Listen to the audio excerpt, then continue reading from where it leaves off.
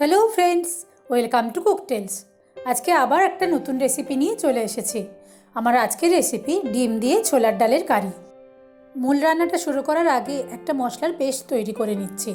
এর জন্য মিক্সিতে নিয়ে নিচ্ছি পেঁয়াজ, আদা, শুকনো লঙ্কা আর হলুদ গুঁড়ো। খুবই ইউনিক এই রেসিপিটা, ঠাকুরবাড়ির রান্না। আমি পেয়েছি প্রজ্ঞা সুন্দরী দেবীর বই থেকে। খুবই কম উপকরণে তৈরি সুস্বাদু এই রান্নাটা যদি আপনাদের ভালো লাগে তাহলে অবশ্যই লাইক কমেন্টের মাধ্যমে তা আমাকে জানাবেন। আপনাদের করা একটা লাইক বা কমেন্ট আমাকে নতুন নতুন রেসিপি ট্রাই করতে খুবই মোটিভেট করে। রান্নাটা শুরু করেছি। কড়াইতে ঘি গরম করে নিয়ে আগে থেকে সেদ্ধ করে রাখা ডিমগুলো আমি ভেজে নেব। হালকা গোল্ডেন হওয়া পর্যন্ত ডিমগুলো ভাজতে হবে।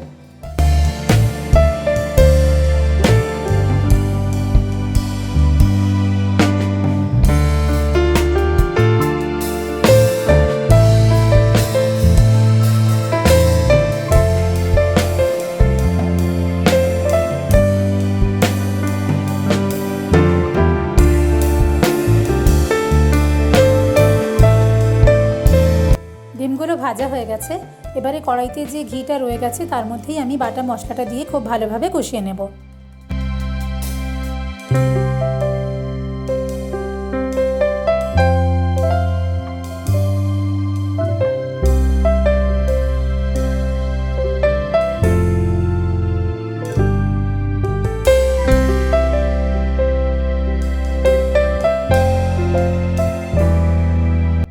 দিয়ে দিচ্ছি স্বাদ মতন চিনি।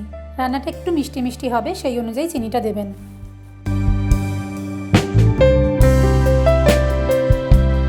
মশলাটা যাতে কড়ার গায়ে লেগে না যায় সেজন্য সামান্য জল দিলাম।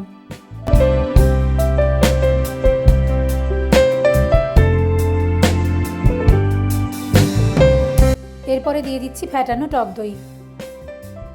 মশলার গা থেকে ঘিটা আলাদা হয়ে আসা পর্যন্ত খুব ভালোভাবে কষিয়ে নিতে হবে।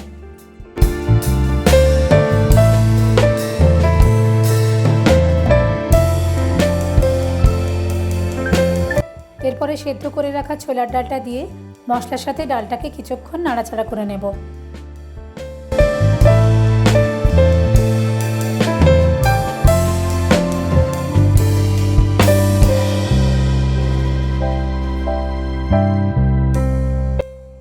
এরপরে দিয়ে দিচ্ছি পরিমাণ মতন জল। এখানে আমি ডালটা সেদ্ধ করার পরে জলটা ফেলে না দিয়ে সেই জলটাই রান্নায় ব্যবহার করলাম। এতে স্বাদটা আরও বেশি ভালো হবে।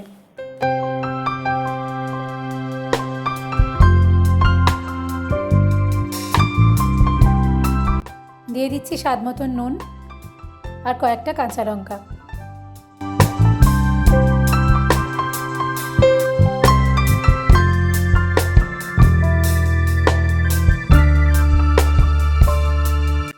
ডালটা ঘন হয়ে এলে সেদ্ধ করে ভেজে নেওয়া ডিমগুলো আমি এর মধ্যে দিয়ে দিচ্ছি। ডিমগুলো ভাজার পরে মাঝখান থেকে অর্ধেক করে কেটে নিয়েছিলাম। এভাবেই রান্নায় দিতে হবে। ডিমগুলো দেওয়ার পরে গ্যাসটা অফ করে দেব।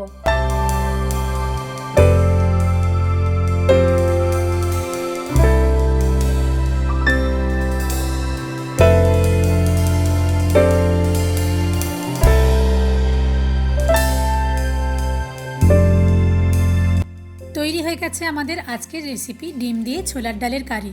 দেখলেনই তো এই রান্নাটায় উপকরণ কত কম লাগে, কিন্তু ঘি দিয়ে তৈরি হওয়ায় এই রান্নাটার স্বাদ এবং গন্ধ দুটোই হয় অসাধারণ। এই রান্নাটা ভাত, রুটি, লুচি সব কিছুর সাথেই ভালো লাগে। রান্নাটা আপনারা বাড়িতে করে দেখবেন। কেমন লাগে অবশ্যই কমেন্ট করে আমাকে জানাবেন। যদি ভালো লেগে থাকে ভিডিওটা লাইক আর শেয়ার করে দেবেন। আর আমার চ্যানেলটা সাবস্ক্রাইব করতে ভুলবেন না যেন। খুব শিগগির আসছি নতুন রেসিপি নিয়ে। টাটা।